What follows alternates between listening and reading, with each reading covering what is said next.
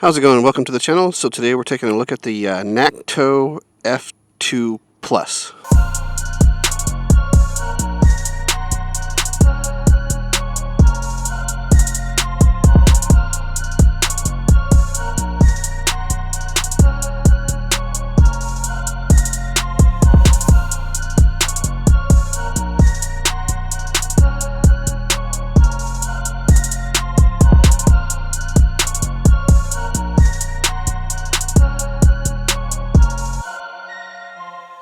So there's one thing about this bike that's better than any other e-bike that I've ridden, and we'll talk about that at the end of the video, so stay tuned. Alright, let's start with the powertrain. This comes with your standard 750 watt internally geared hub motor. So 750 watts nominal, about 1,000 peak, depending on how many amps are getting pushed. So that's paired with a 48 volt, 16 amp hour battery, slightly larger than your standard 15 amp hour battery. But yeah, so let's just jump right into like a top speed and acceleration test, see how she does. Hey, before we jump into that top speed test, just do me a favor, hit that subscribe button. I'm really trying to make it to 10,000 subscribers. You can see, I've got a lot of exciting content coming. This is one I just did. Here's a bike I haven't even unboxed yet. This is a carrier.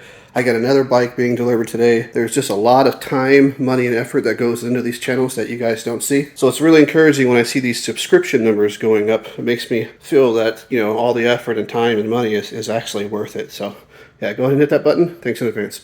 Alright guys, so let's test this top speed. I'm just going to do it throttle only. So I kind of think that the throttle is just, let's see, in level 1. So let's start from like nothing in level 1 and hit it and see how fast we can get it. Power's pretty limited in level 1. Looks like it's going to be probably 10 miles an hour, 9 miles an hour. Okay, so let's pop that up to level 3. Get a pretty good bump in power there. And I don't have a full charge too, so that, you know, this is probably a couple miles an hour lower than it would be if it had a full charge. So 13 miles an hour, jump that up to full speed. Pretty good power kick at level 5. So what are we at?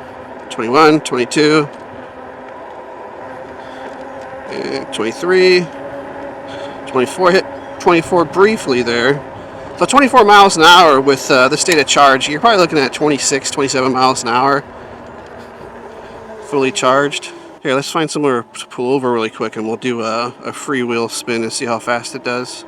See how fast it goes. So technically this is a class 3 bike since it's not capped at 20 miles an hour. So keep that in mind.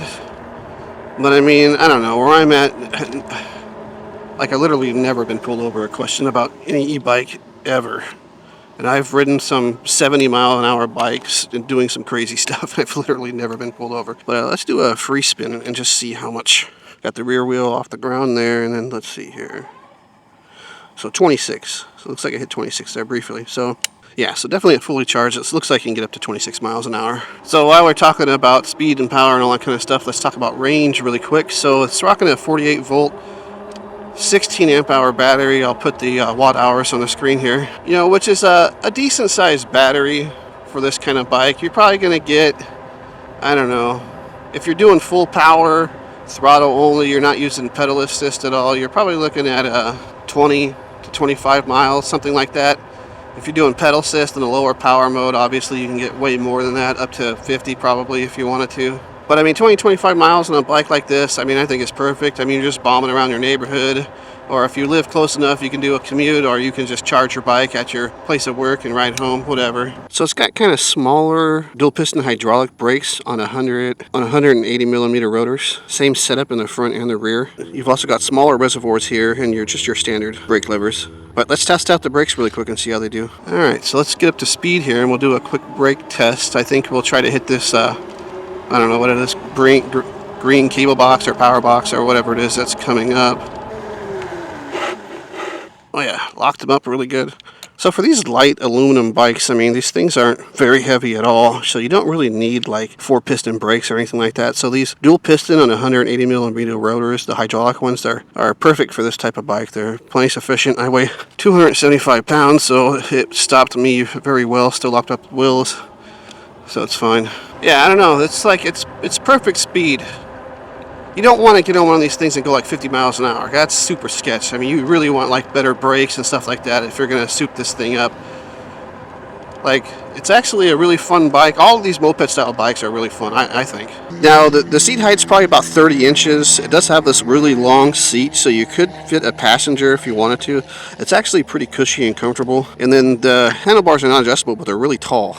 You see, it's got these BMX-style bars here. I mean, sitting on it's pretty comfortable. I think most people 5'4" and over should be okay on it. I mean, I can flat-foot it easily at 5'9". But here are my general ergonomic impressions. All right, so as far as ergonomics, it actually feels really comfortable to ride. I like the seat because it's nice and cushy. It's got these handlebars that are just right in front of you. You can pull them back quite a bit too if you're kind of shorter or you got shorter arms. You know, but for me, like, just right out in front of me, it's a really comfortable seating position to cruise around on. So since it is a moped-style bike, there's not a whole lot of space between like the pedals, so it's not the seat. So it's not the easiest thing to pedal, but you know, it does work. You can pedal, but you can't pedal if, you know, if you want to. These bikes aren't really made for pedaling. If you want, you know, something you're going to pedal a lot on, you should probably get like a e-mountain bike or a regular e-bike or something like that. These moped-style bikes are really just made for throttle and just cruising around. But like, I'm not leaning forward. There's no pressure on my arms. So if you got lower back problems, it's probably going to be a pretty good bike for you. So the cushy seat and the big old 4-inch fat tires mixed with the dual coil shocks and a front fork actually make this a pretty comfortable bike to ride on the street. It absorbs the bumps pretty good.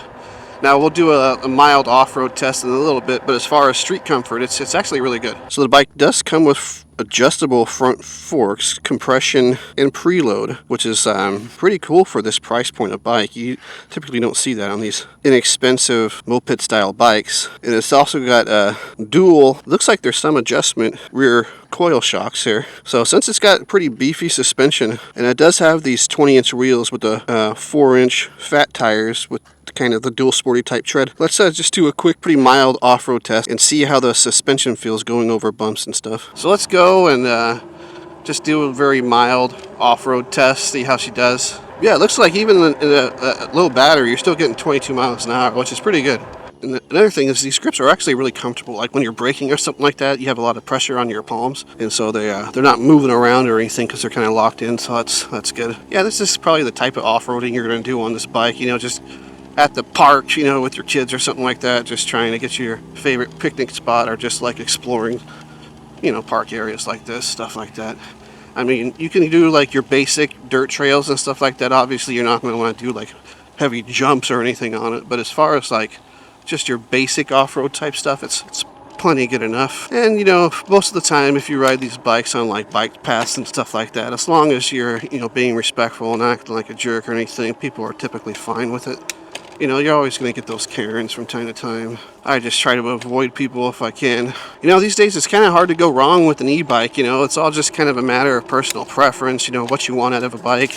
They're sort of all dialed in now. You know, in order to import these batteries, they got to meet certain safety, you know, requirements. So, I mean, so buying like, you know, a Chinese bike like this, you know, it's not that big of a risk. It's probably going to last you a long time and be fun. I mean, all the bikes are Chinese. It's just very rare to find any sort of e-bike, no matter what the brand, that's not made in China. All the major brands are made in China, and they're just labeled, you know. So, I mean, that's just kind of how it goes. But yeah, definitely my favorite kind of e-bike are these moped styles. They're cool looking, they're fun, you know. They're pretty versatile, too. Not as versatile as like an e-mountain bike or something like that, but versatile enough. They typically have lower seat heights, so a lot of people can fit in them. You know, let's just try to change the suspension settings on this and see if it actually does anything. So I'm just going to adjust the preload right now, see how that feels. Oh yeah, I can feel a difference in that. It makes it a little bit more bouncy. So the adjustments actually do work. So the bike comes with it's a standard, you know, 7-speed. You got your Shimano derailleur there. And you got your 7-speed trigger shifter. Both the fenders are plastic, which is fine. They work just as good. Let's go over the dash here a little bit. Dash is pretty standard. You got your charge state, your speed, your power level, and then your odometer. As far as controls here, you got your up and down buttons for, your power levels, and then you got your power button down here. You also have a front headlight, pretty good size headlight, and it's actually pretty bright. You also have a rear running light with a brake light, so that's how you turn on your light here. It's got a horn.